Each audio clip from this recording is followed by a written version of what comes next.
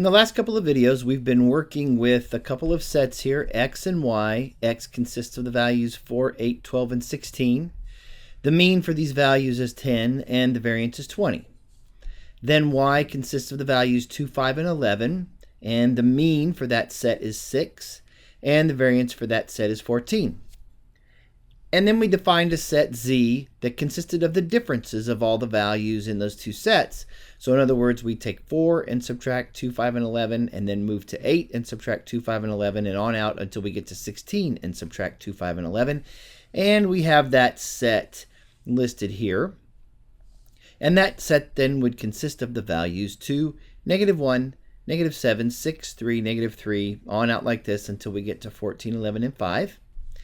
And we found that the mean for that set was 4, and that the variance for that set, even though it was made up by finding the difference between the x and y values, that variance was found by adding the variances of the two sets. And this, of course, is true when we have two sets, x and y, that are independent. Now let's think about the standard deviation of the set z. The thing that we know about the standard deviation is that it is the square root of the variance.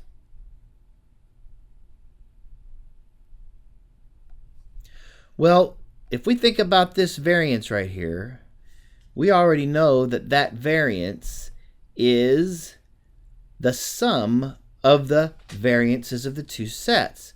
So this standard deviation then is going to be the square root of this sum. So in other words, to find the standard deviation of a set that is defined by the difference or sum of two independent sets, what we have to work with are the variances. We have to take the variances, add them, and then take the square root. So in other words, this value then would be the square root of 20 plus 14, or in other words, the square root of 34, which is going to give us approximately 5.8 when we round to 1 decimal place.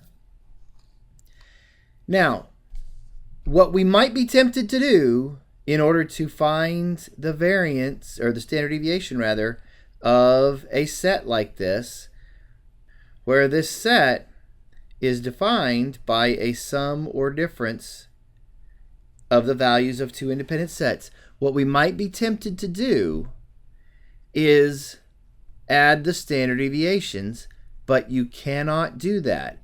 Those are not equal. And let's prove that to ourselves here. Here we have a variance of 20 and a variance of 14 for the sets x and y. So the standard deviation for x would be 4.5 if we round to 1 decimal place. The standard deviation for y